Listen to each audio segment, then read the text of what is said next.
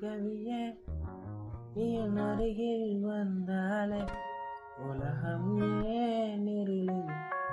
பகலிரவாய் மாறுது வளைவினில் எல்லாம் வளைந்து தொலைந்து போவேன்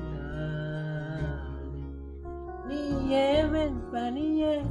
தீயின் சுவையும் நீ உன்னை மெது மெதுவாக பயணங்கள் போல தொடங்கிடவா மனம் ஒரு கணம் பொதுகலனாக அவர்களின் சரியன மாற